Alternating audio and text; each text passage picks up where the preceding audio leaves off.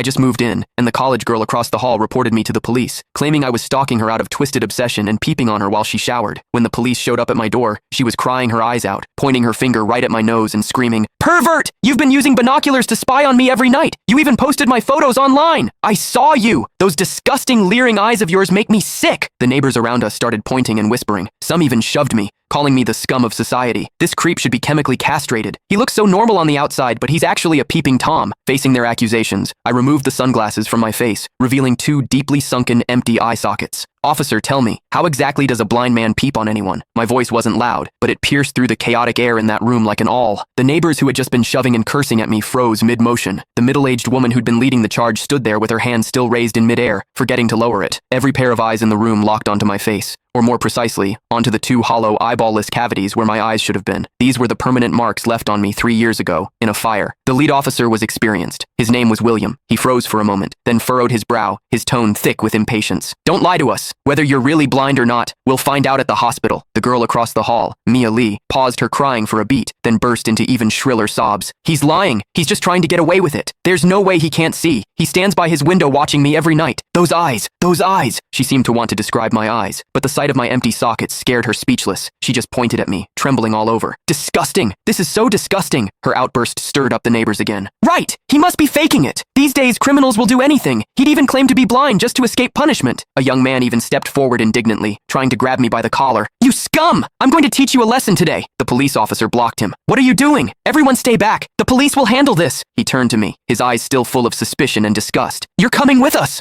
I didn't resist. I calmly held out both hands. Cold metal touched my wrists. Two younger officers flanked me on either side and led me toward the elevator. Behind me, Mia's crying mixed with the neighbors' curses into a chaotic din. "Scum of society! Get out of our community! Hope you rot in prison!" I could see the righteous expressions on their faces. I could also hear the pleasure in their voices as they trampled me into the mud. I stepped into the elevator. The metal doors slowly closed, cutting off the noise from outside. One of the younger officers, probably new to the job, couldn't help but ask me quietly, Are you really blind?" I tugged at the corner of my mouth but didn't answer. The other officer patted his shoulder, signaling him to keep quiet. But I knew that in their minds, the scales had already tipped completely in favor of that tearful young girl. After all, it was a young, pretty, pitiful college student on one side, and on the other, a suspicious man living alone, wearing sunglasses. In their eyes, it was crystal clear who was the victim and who was the perpetrator. What they didn't know was this: sometimes, what the eyes see is the biggest lie of all. And I, a blind man, had seen something that none of them had. For instance, when Mia accused me, her heartbeat was steady, without a single ripple of genuine emotion. The interrogation room at the police station was harshly lit by fluorescent lights, and the air smelled faintly of mildew. I sat on a cold metal chair. Click the link in my bio to get the full story for free.